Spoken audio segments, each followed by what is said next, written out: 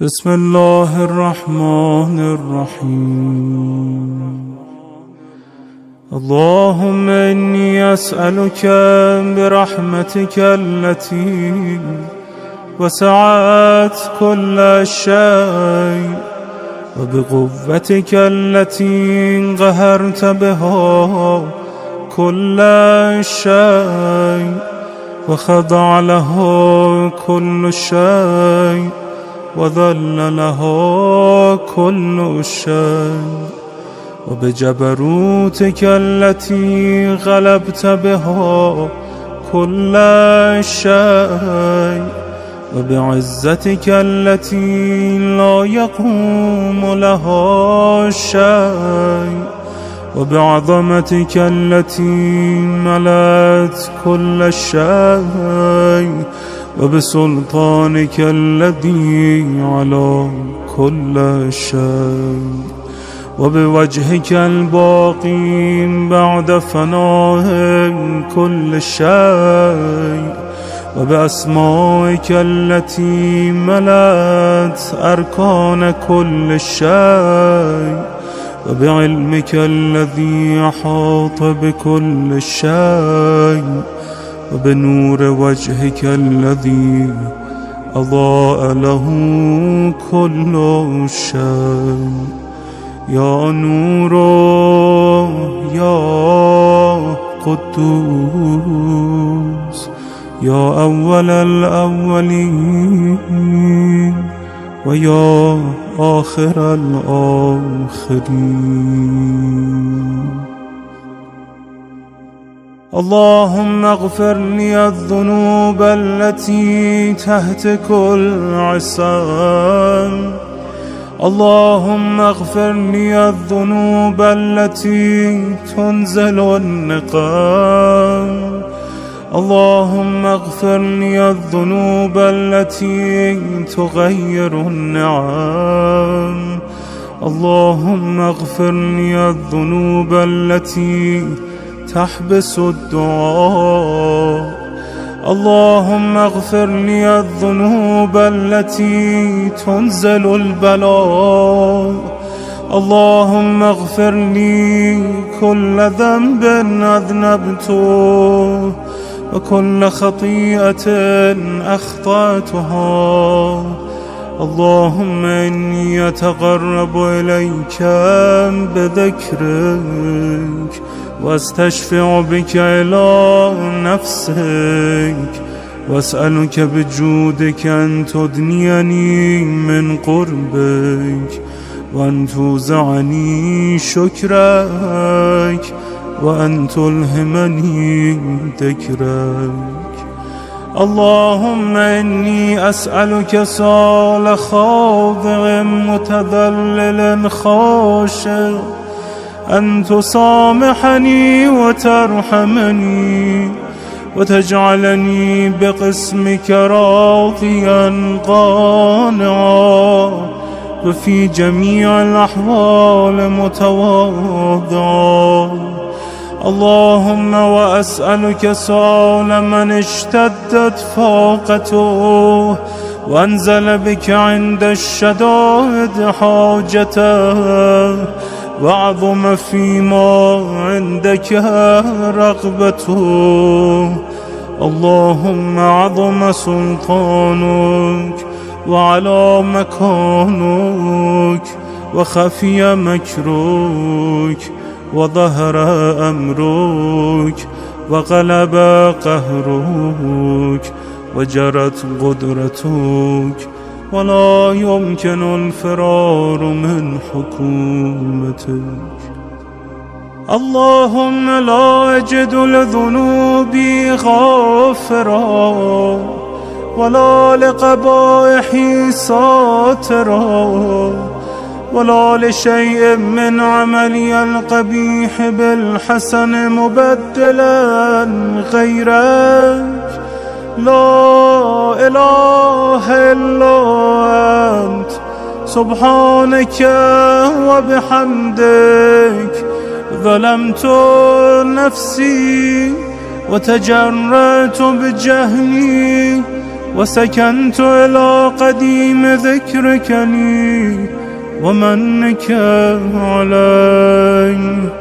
اللهم مولاي كم من قبيح سترته وكم من فادح من البلاء أقلته وكم من عثار وقيته وكم من مكروه دفعته وكم من ثناء جميل لست أهلا له نشرته.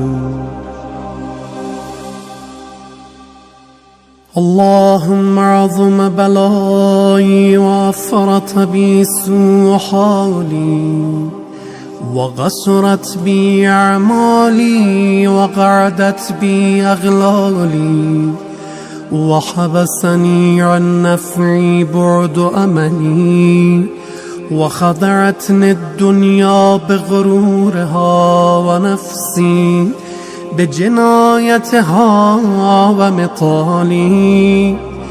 يا سيدي فأسألك بعزتك ألا يحجب عنك دعائي سوء عملي وفعالي ولا تفضحني بخفي ما اطلعت عليه من سري ولا تعاجلني بالعقوبة على ما عملته في خلواتي من سوء فعلي وإساءتي ودوام تفريطي وجهالتي وكثرة شهواتي وغفلتي.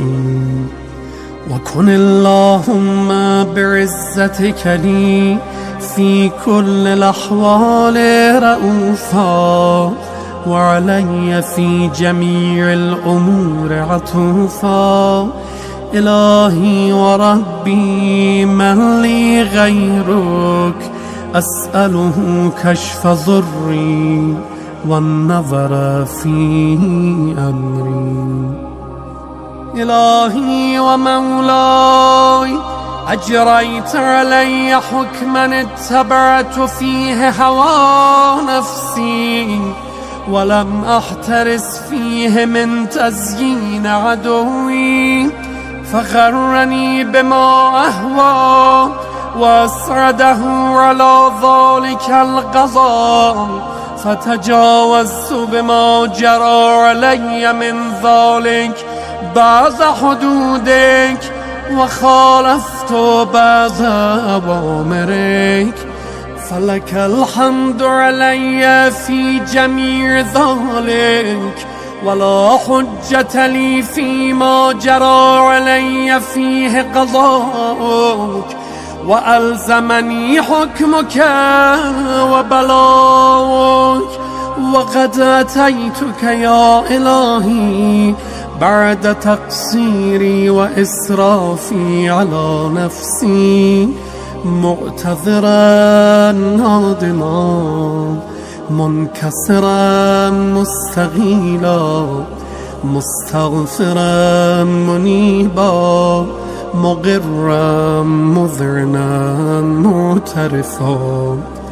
لا أجد مفرا مما كان مني ولا مفزعا أتوجه إليه في أمري غير قبولك عذري وإدخالك إياي في سعة رحمتك. إلهي فاقبل عذري وارحم شدة ضري وفكني من شد وثاقي. يا رب ارحم ضعف بدني ورقة جلدي ودقة عظمي. يا من بدا خلقي وذكري وتربيتي وبري وتغذيتي هبني لابتداء كرمك والسهال في برك بي يا إلهي وسيدي وربي.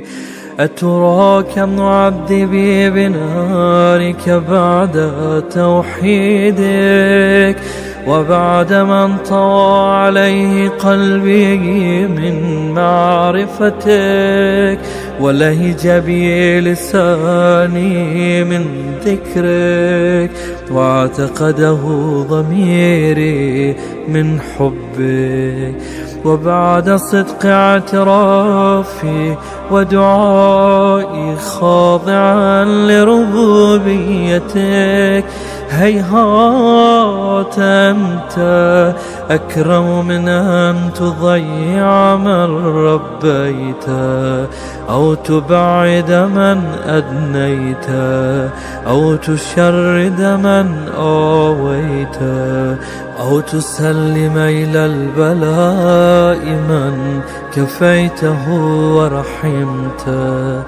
وليت شعري يا سيدي وإلهي ومولاي أتسلط النار على وجوه خرت لعظمتك ساجدة وعلى ألسن نطقت بتوحيدك الصادقة وبشكرك مادحة وعلى قلوب اعترفت بإلهيتك محققة وعلى ضمائر حوت من العلم بك حتى صارت خاشعة وعلى جوارح سعت إلى أوطان تعبدك طائعة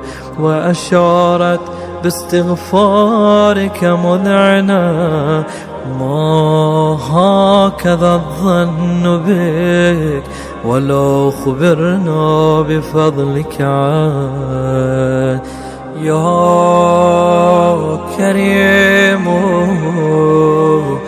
يا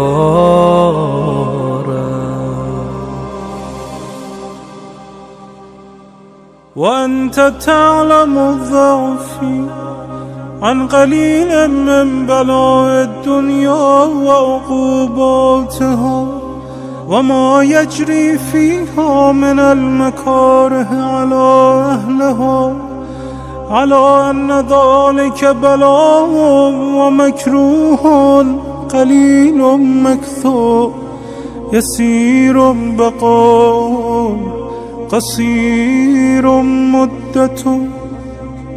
فكيف احتمالي لبلاء الآخرة وجليل وقوع المكاره فيها وهو بلاء تطول مدته ويدوم مقامه ولا يخفف عن أهله لأنه لا يكون إلا عن غضبك وانتقامك وسخطك وهذا ما لا تقوم له السماوات والأرض. يا سيدي فكيف بي وأنا عبدك الضعيف الذليل الحقير المسكين المستكين. يا إلهي وربي وسيدي ومولاي لأي الأمور إليك أشكو ولما منها ضج وأبكي لأليم العذاب والشدة أم لطول البلاء ومدته. فلئن صيرتني للعقوبات مع أعدائك وجمعت بيني وبين أهل بلائك، وفرقت بيني وبين أحبائك وأوليائك، فهبني يا إلهي وسيدي ومولاي وربي. صبرت على عذابك، فكيف أصبر على فراقك؟ وهبني صبرت على حر نارك، فكيف أصبر عن النظر إلى كرامتك؟ أم كيف أسكن في النار ورجائي عفوك؟ فبعزتك يا سيدي ومولاي أقسم صادقا، لئن تركتني ناطقا لأضجن إليك بين أهلها ضجيج العالمين، ولأصرخن إليك صراخ المستصرخين، ولأبكين عليك بكاء الفاقدين، ولأنادينك أين كنت يا ولي المؤمنين، يا غاية آمال العارفين، يا غياث المستغيثين، يا حبيب قلوب الصادقين، ويا إله العالمين.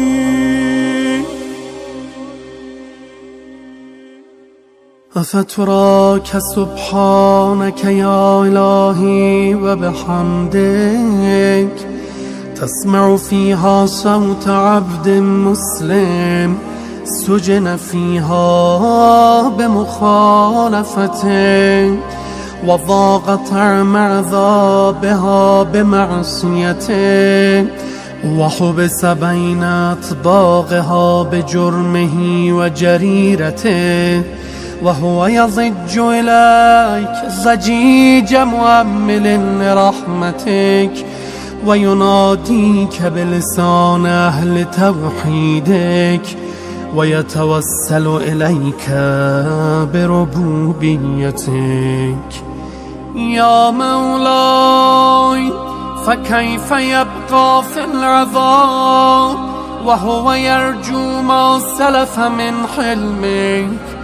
أم كيف تؤلمه النار وهو يأمل فضلك ورحمتك؟ أم كيف يحرقه لهيبها وأنت تسمع صوته وترى مكانه؟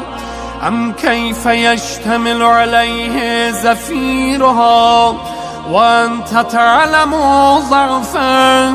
أم كيف يتغلغل بين أطباقها وأنت تعلم صدقه؟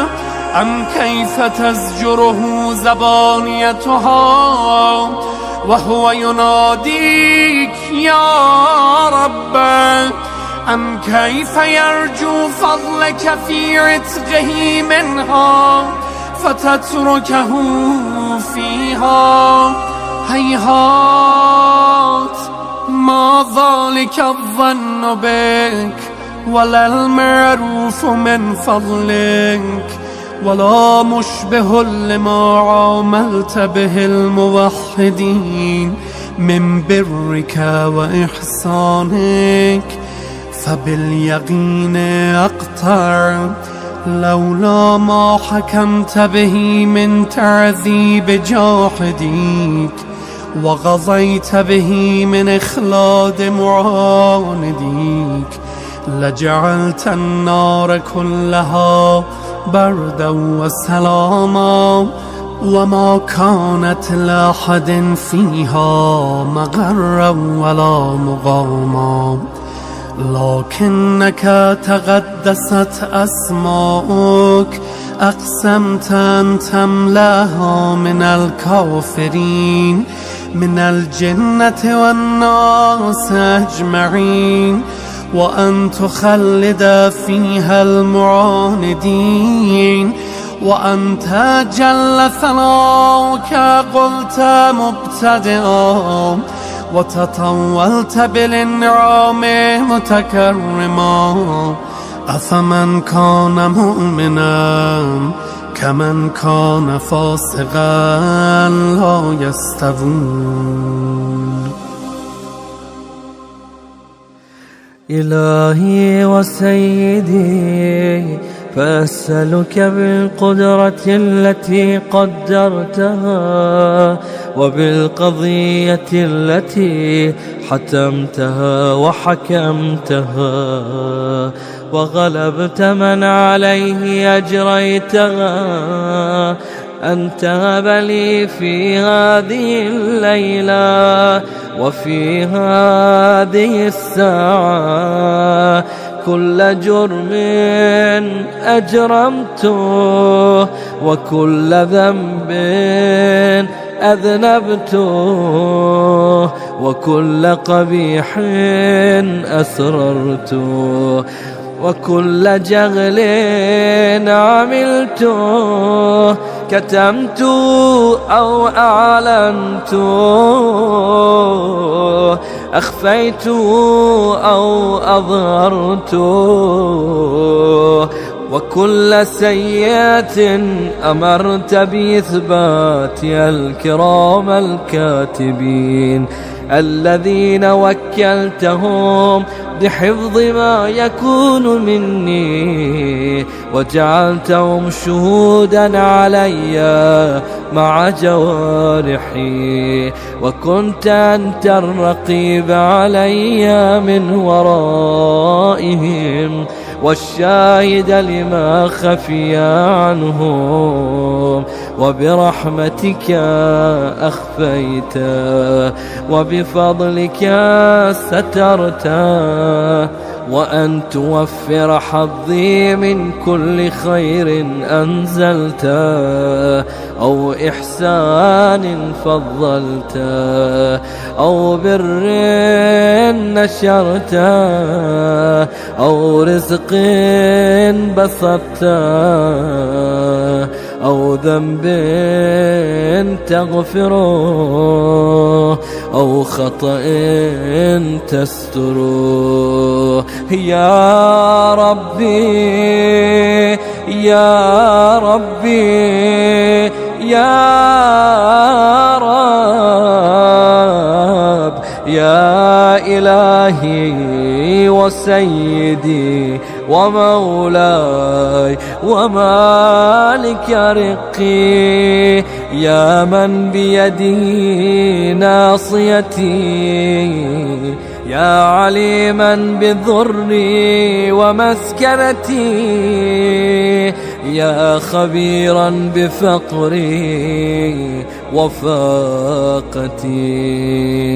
يا ربي يا ربي يا رب، أسألك بحقك وقدسك وأعظم صفاتك وأسمائك أن تجعل أوقاتي في الليل والنهار بذكرك معمورا وبخدمتك موصولا، وأعمالي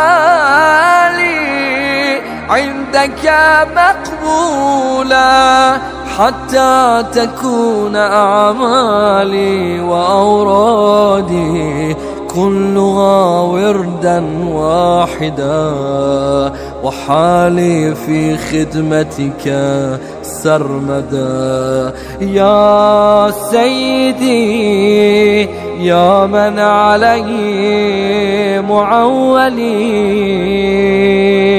يا من إليه شكوت أحوالي، يا ربي يا ربي يا رب،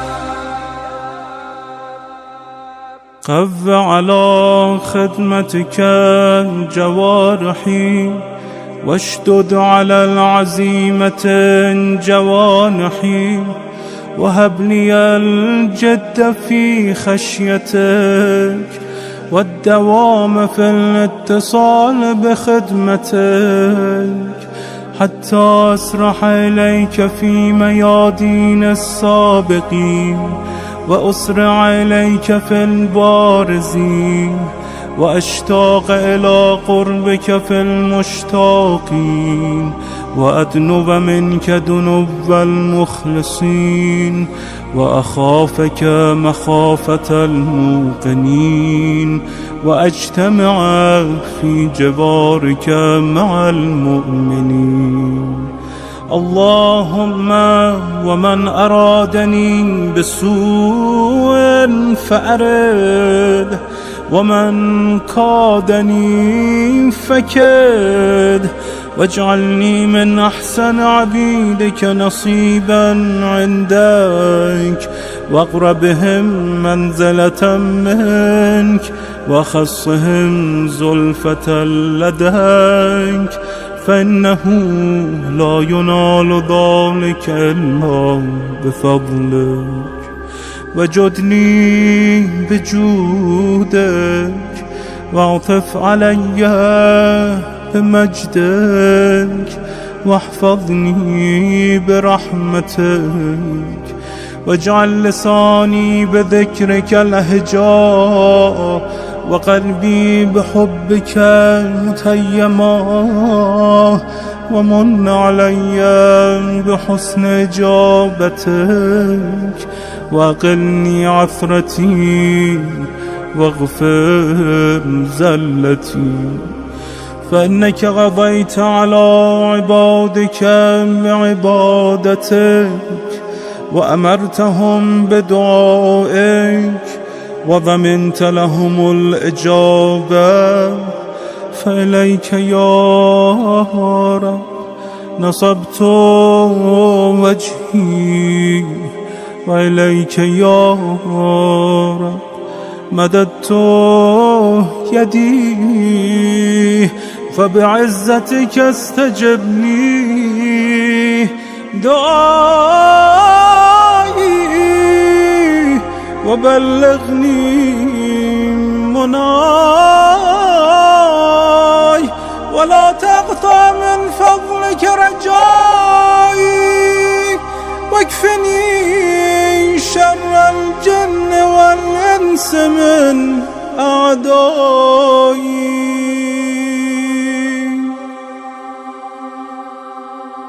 يا سريع الرضا اغفر لمن لا يملك إلا الدعاء فإنك فعال لما تشاء.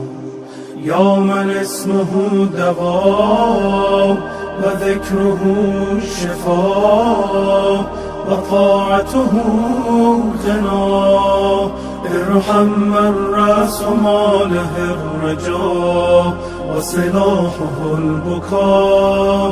يا سابق النعم يا دافع النقم يا نور المستوحشين في الظلام يا عالما لا يعلم صل على محمد وآل محمد وافعل بما أنت أهله وصلى الله على رسوله والأئمة الميامين من آله وسلم تسليما كثيرا.